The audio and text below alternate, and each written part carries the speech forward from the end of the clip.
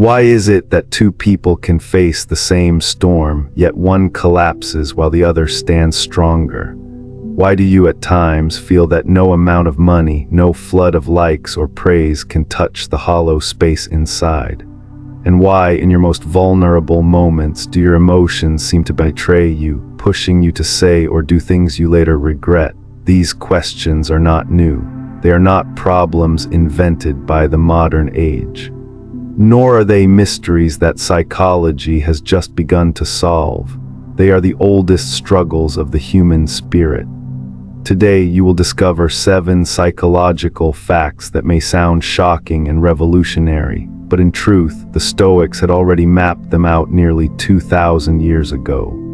What modern science describes in experiments and brain scans, Marcus Aurelius, Seneca, and Epictetus described in their journals, their letters, and their meditations. These truths are not cold theories, they are survival tools for the soul.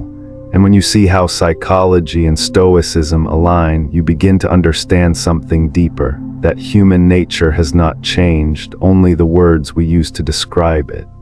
So as we begin, I invite you to look not at philosophy as dusty history, but as a mirror. What you are about to hear is not just wisdom from the past, it is the blueprint for your own unshakable calm. Fact 1: your mind shapes reality. Epictetus taught that we suffer not from events themselves, but from our judgment about them. At first, this sounds like a clever phrase, almost too neat to be true. But when you begin to look closely at your own life, you realize it isn't just philosophy, it is the hidden engine behind every human emotion. You are not wounded by events, you are wounded by the meaning you attach to them. Modern psychology has confirmed this ancient observation in countless ways. Cognitive behavioral therapy, one of the most successful treatments for depression and anxiety, doesn't try to erase the painful moments of your past. It doesn't erase your childhood, your heartbreak, or your failure. Instead, it helps you look at those events through a new lens. By reframing your interpretation, your emotional world begins to shift. The science is clear: change the story. And you change the suffering. Think of something as ordinary as traffic. Two people sit in the same jam, cars honking, time slipping away. One pounds the steering wheel, muttering curses, convinced the entire day is ruined. The other turns on an audiobook, takes a deep breath, and decides this delay is a pocket of extra time for reflection. The traffic is identical, but the experiences are worlds apart. Why? Because reality is not just what happens, it is how you see what happens. This is where Stoicism becomes radical. The world can take much from you, your possessions, your health, your plans, but it cannot force you to interpret events in a way that destroys you. That part is yours. Seneca put it plainly: we suffer more often in imagination than in reality. What psychologists today call catastrophizing, blowing an event out of proportion until it crushes you, is exactly what Seneca was warning against. Your judgment, not the event itself, is often the heaviest burden you carry. History offers striking reminders of this truth. Take Thomas Edison, whose laboratory once burned to the ground, destroying years of work. Most would have collapsed under despair. Edison, however, told his son, "Go get your mother and all her friends. They'll never see a fire like this again." Instead of mourning, he reframed the disaster as a spectacle, even as an opportunity to begin again with renewed energy. Within weeks, he rebuilt and went on to create some of his greatest inventions. The fire was the same for everyone who saw it, but Edison's interpretation transformed it into fuel, not failure. The same principle applies in small, everyday moments of your own life. A friend forgets to call you back. One interpretation: they don't care about me. Another interpretation: they must be overwhelmed, I'll reach out again. A project at work gets rejected. One story says, I'm worthless, I'll never succeed. Another story says, this is feedback, I'll learn and try again. The outer event doesn't change. But the narrative you choose can either trap you in despair or free you to grow, and this is where your power lies. Because if your suffering is born not from the event but from your judgment, then freedom is born from reframing that judgment. The next time you feel anger flare or sadness sink in, pause and ask yourself, what story am I telling right now? And is there another story that will serve me better? This is not denial. You are not pretending the fire didn't burn the lab, or that the betrayal didn't hurt. You are simply refusing to let your first interpretation become your prison. Reframing is liberation. By choosing your perception, you are not escaping reality, you are shaping it, and in shaping it, you are shaping yourself. This is why Epictetus, born into slavery, could declare himself freer than many of Rome's powerful men. His chains were real, but his mind remained his own, and your life, no matter what binds you today, is waiting for that same freedom. Fact 2: willpower is a muscle. The Stoics believed that strength of character is not something you inherit, it is something you cultivate through steady training. Epictetus would remind his students that life is like the gymnasium. You should not ask for lighter burdens, but for stronger shoulders to carry them. Modern psychology echoes this idea with a striking revelation. Willpower behaves like a muscle. It can be strained, it can tire, but it can also grow stronger with deliberate use. At first glance, self-control feels like a finite resource. Experiments in ego depletion seem to prove this. Resisting a plate of cookies left participants more likely to give up quickly on a difficult puzzle afterward. Yet further studies have shown a more hopeful truth. People who repeatedly practice small acts of discipline expand their capacity. In other words, self-control is not a battery that drains, but a muscle that builds. The act of saying no today makes it easier to say no tomorrow. This is exactly what the Stoics meant when they spoke of ascesis, the daily training of the mind and spirit. Marcus Aurelius did not wait until the chaos of war to practice calm. He rehearsed serenity each morning in his private meditations. By strengthening his inner muscle in quiet moments, he ensured it would not collapse under the weight of crisis. You see this principle vividly in the life of Serena Williams. Her domination of tennis was never just about natural talent. Behind every Grand Slam victory lay years of quiet discipline, the decision to train longer, to rise earlier, to persist after crushing losses. When she faced hostile crowds or battled through injury, her composure came not from chance but from years of mental training. The patience she cultivated in practice became resilience under pressure. What looked effortless on the court was, in truth, the product of thousands of invisible repetitions. And so it is with you. Each time you resist the small temptation, whether it is procrastination, indulgence, or a burst of anger, you are not just being good. You are strengthening your willpower muscle. Over time, those tiny repetitions accumulate into an inner strength that can withstand life's heaviest blows. The Stoic lesson is profound. Don't wait for disaster to demand resilience. Train now in the small decisions, and when life tests you, you'll discover reserves of discipline you didn't know you had. Willpower isn't fixed, it is forged. Fact 3: delayed gratification predicts success. Epictetus once said, "No man is free who is not master of himself." For the Stoics, freedom was never about having no restraints or living without external chains. True freedom was inner mastery, the ability to resist your own cravings, to remain unshaken in the face of desire. If you are enslaved to every impulse, then no matter how powerful you appear, you are not free. But if you can delay gratification, choosing what serves you tomorrow over what flatters you today, you hold the keys to your own life. Centuries later, modern psychology confirmed this ancient truth. In the 1970s, the Stanford marshmallow experiment became one of the most famous studies of self-control. A group of children were given a simple choice: eat one marshmallow immediately, or wait for a few minutes and receive two. It seemed like a harmless test of patience, but when researchers followed up years later, they found something astonishing. The children who had managed to wait were far more likely to excel in education, maintain better health, and achieve greater financial stability. Their ability to resist the now in favor of the later shaped the trajectory of their entire lives. Yet you don't need a laboratory to recognize this principle. Look honestly at your own life. How many times have you chosen the fleeting comfort?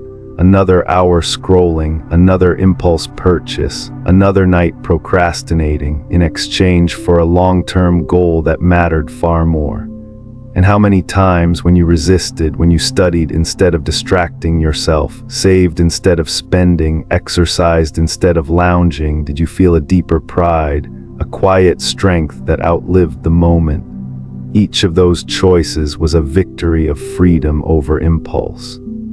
Few embody this truth as vividly as J.K. Rowling.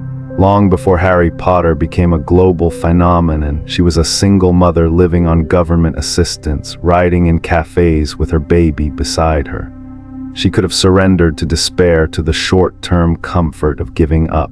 Instead, she delayed gratification day after day, choosing the difficult path of persistence over the easy escape of resignation.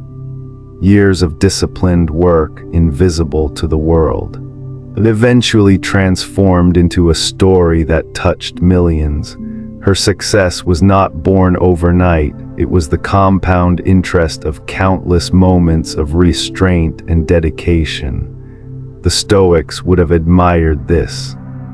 For them, greatness was never about sudden bursts of glory, but about steady choices aligned with reason. Marcus Aurelius wrote that the soul becomes dyed with the color of its thoughts. Each time you resist an impulse, you add another stroke of discipline to your character. Over months, years, and decades, the pattern becomes unshakable. So here's your challenge. When desire presses upon you, pause and ask, will this serve me tomorrow, or is it only for now? If you resist once, you plant the seed of mastery. If you resist again, you water it. With time, that seed grows into a tree, deep-rooted, unshaken by every passing wind of temptation. That is the freedom Epictetus spoke of, the freedom to belong fully to yourself. Fact 4: emotions are signals, not commands. Marcus Aurelius once reminded himself, if it's endurable, then endure it. Stop complaining.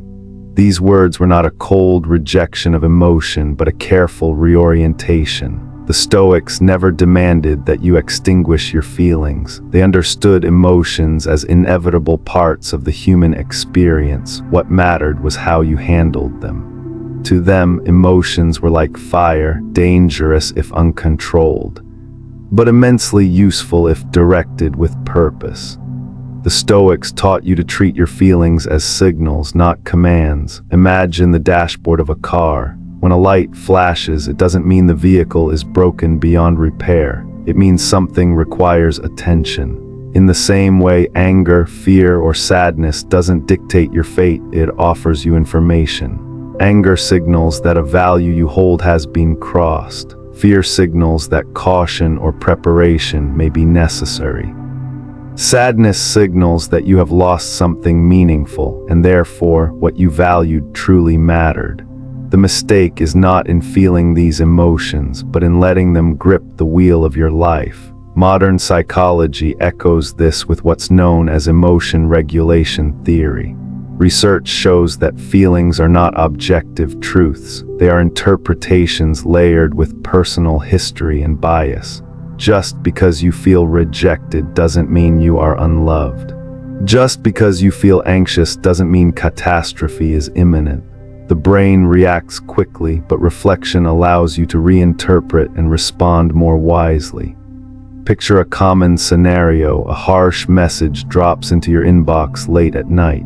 Your body flares, heart racing, chest tightening, fingers itching to reply in anger. If you obey that impulse, you fire back a heated response. Relationships strain, opportunities close, bridges burn. But if you pause, sleep on it.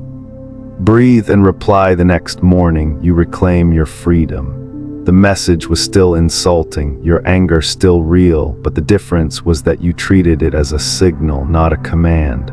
That pause saved you from regret. Consider the example of Abraham Lincoln. Throughout his presidency, he was known for writing what he called his hot letters. When angered by a general, a politician, or even a close advisor, Lincoln would pour out his frustration in writing, sometimes scathing, sometimes deeply personal, but he rarely sent them. Most were found unsent, tucked away in his desk. His anger was real, but he refused to let it dictate irreversible action. By treating his emotions as signals worthy of expression but not commands to be obeyed, he preserved both his leadership and his humanity in one of history's most turbulent times. The Stoic lesson for you is clear: emotions are teachers, not tyrants. When you feel anger, ask, what boundary has been crossed? When you feel fear, ask, what preparation is this asking of me? When you feel sadness, ask, what does this show me about what I love? By pausing, reflecting, and then choosing, you shift from being ruled by feelings to being guided by them. That pause, that space between emotion and action, that is not weakness. That is where your true strength lies. Fact 5: adversity is a teacher. Seneca once wrote, "Fire tests gold, adversity tests the brave." For the Stoics, hardship was not a curse but a crucible. The fire of difficulty is not meant to consume you, it is meant to refine you. To wish for a life without obstacles is to wish for a life without strength, wisdom, or growth. Modern psychology mirrors this truth in the ideas of stress inoculation and post-traumatic growth. Just as your muscles grow stronger when exposed to weight and resistance, your spirit gains resilience when tested by trials. Those who endure suffering often emerge more compassionate, more creative, and more capable. The pain leaves scars, yes, but those scars also chart the map of your survival, marking the places where you learned what it truly means to endure. Picture an everyday moment: a middle-aged worker who suddenly loses a job they've held for 20 years. At first, despair is overwhelming. Identity collapses and the security they relied on vanishes. But slowly they find themselves forced into new terrain. Maybe they discover a talent for teaching, consulting, or building something on their own. 1 year later, what once felt like devastation becomes the doorway to reinvention. The layoff did not break them, it redirected them. Or imagine someone navigating the storm of heartbreak, in the raw silence after a breakup. It feels like their very sense of self has been torn apart, but through that pain they learn self-reliance.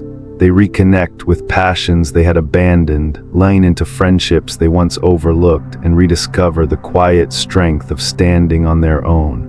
The grief that seemed unbearable becomes a kind of teacher, shaping resilience and clarity. Even in smaller moments, adversity plays this role. A student who fails an exam can crumble in shame or use the sting as a spark to refine their discipline, sharpen their focus, and rebuild their confidence. What looks like failure is actually the training ground for excellence.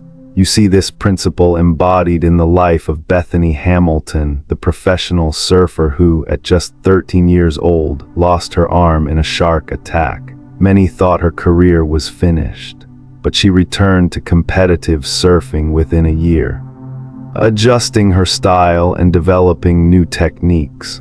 Her setback became the very thing that defined her strength. Instead of surrendering, she turned her adversity into fuel, proving that limits can become teachers when faced with courage. And the Stoics would urge you not to curse the blows life delivers. When hardship strikes, don't ask, "Why me?" Instead ask, "What is this preparing me for?" Every rejection, every failure, every wound is a rehearsal for courage, patience, and wisdom. Adversity is not life's punishment, it is its instruction. The fire does not destroy the gold, it reveals it. Fact 6. Comparison kills happiness. Marcus Aurelius, sitting alone in his tent on the edge of a restless empire, once marveled at the strangeness of human nature. It never ceases to amaze me. We all love ourselves more than other people, but care more about their opinion than our own. For the Stoics, this was a great tragedy, that you could know your own heart, your own values, and yet hand over your peace of mind to strangers and their judgments. Modern psychology has given this ancient insight a name: social comparison theory. It tells us that people constantly measure themselves against others, sometimes upward to those who seem more successful and sometimes downward to those who seem worse off. Both directions can poison the soul. When you look upward, envy creeps in. When you look downward, arrogance or false comfort replaces gratitude. Either way, the focus shifts from your own growth to someone else's scoreboard. Today, that tendency has been magnified 100-fold. Social media is not merely a mirror, it is a funhouse mirror. Every scroll exposes you to carefully curated slices of other people's lives. Vacations on turquoise beaches, glowing skin under perfect lighting, promotions announced with smiling confidence. You never see the sleepless nights, the hidden debt, the quiet fights behind closed doors. What you compare yourself to is not reality but illusion. And yet the ache it creates is very real. Studies consistently show that heavy social media use correlates with increased depression, anxiety, and dissatisfaction with life. Think of an everyday moment. A mother, exhausted from the day, scrolls through Instagram before bed. She sees a friend's spotless kitchen, color-coordinated outfits, radiant family portraits. For a moment, her joy from earlier, the sound of her children's laughter at dinner, the silly jokes they made, fades into the background. She feels the sting of inadequacy, as if her messy kitchen and unposed moments make her less. But nothing changed in her life, only the comparison robbed her of the happiness that was already hers. History offers its own lesson in this trap. Theodore Roosevelt, a man of boundless energy and resilience, once said, "Comparison is the thief of joy." Roosevelt lived with chronic illness, faced devastating personal losses, and endured political defeats. Had he compared his health, his wealth, or his fortunes to others, he might have drowned in bitterness. Instead, he chose to wrestle life on his own terms, pouring his energy into ranching, conservation, writing, and politics. His refusal to live by another man's measure freed him to pursue his unique path, rough edges and all. The Stoics would remind you that the only true measure is within. Did you act with courage today? Did you move one step closer to virtue? Did you improve even a little from the person you were yesterday? That is where fulfillment lies, not in someone else's filtered highlight reel, but in your own unfiltered progress. So the challenge is simple yet radical. Turn the gaze inward. Measure today against yesterday, not against the carefully staged lives of others. When you do, you will find that happiness was never absent. It was only hidden behind the fog of comparison. Fact 7. Death awareness enriches life. The Stoics practiced a discipline called memento mori, remember that you must die. To modern ears, this phrase sounds grim, even depressing, but for the Stoics, it was the most life-affirming reminder of all. Death was not a subject to be avoided, but a teacher to be embraced. By remembering that life is fleeting, they sharpened their senses, clarified their priorities, and discovered a deeper gratitude for each passing day. Modern psychology points to a similar truth in what researchers call terror management theory. When people are confronted with their mortality, they often react in one of two ways: clinging desperately to distractions, status, or comfort, or else reorienting themselves toward what truly matters. The fear of death, when honestly faced, becomes a lens that magnifies life. It strips away the trivial and points you toward the essential. Think of the person who survives a near-fatal car accident. In those suspended moments when the fragility of existence is undeniable, something inside shifts. Many people who walk away from such an experience speak of feeling reborn. Suddenly, petty frustrations lose their grip. Arguments seem less important. Small moments, a child's laughter, a shared meal, the warmth of sunlight, gain new weight. The confrontation with death becomes a catalyst for a more meaningful life. History offers another powerful example in the life of Marcus Aurelius himself. As emperor, he constantly faced plagues, wars, and the deaths of many of his own children. Instead of allowing grief to harden him or power to blind him, he turned to philosophy.